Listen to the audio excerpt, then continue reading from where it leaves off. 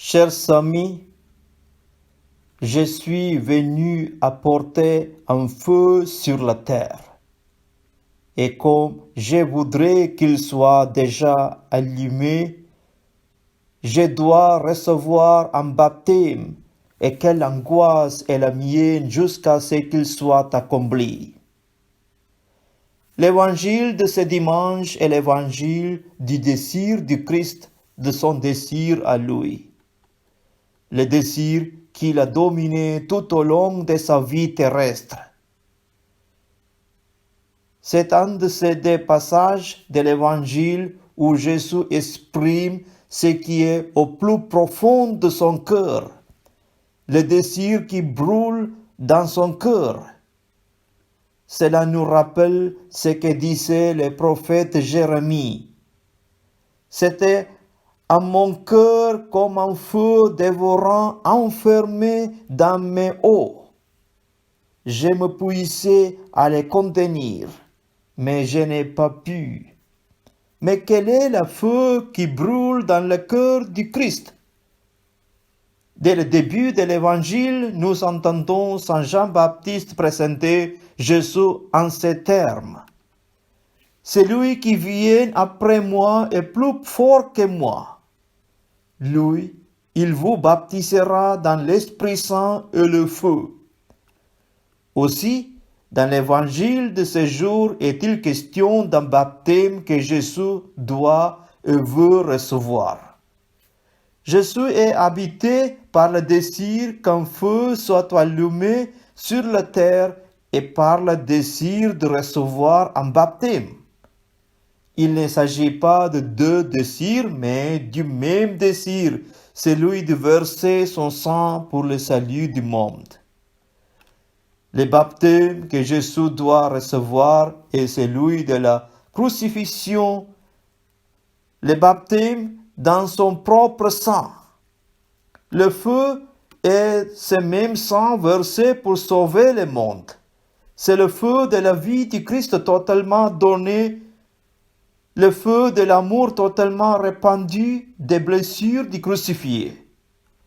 En Jésus, amour et vie coïncident. Son sang, qui est sa vie, brûle dans son cœur pour être versé, pour s'exprimer totalement comme amour en se répandant pour les autres. D'un part, Jésus compare son action dans le monde à un feu. On pense spontanément à ces langues de feu qui vont descendre sur les apôtres à la Pentecôte. On pense au feu qui réchauffe, au feu qui purifie, au feu qui éclaire et chasse les ténèbres. À n'en pas douter, ce feu qui apporte Jésus ne peut être que salutaire. Par ailleurs, ce feu sera un but à l'incompréhension et au rejet, nous dit Jésus. Beaucoup d'entre nous ont fait cette expérience, car il n'est pas inhabituel de rencontrer de l'opposition ou même de l'hostilité quand on affirme sa foi en Jésus-Christ. L'Évangile est avant tout un message de paix, d'amour et de justice, dont les disciples sont porteurs à cause de leur attachement au Christ ressuscité.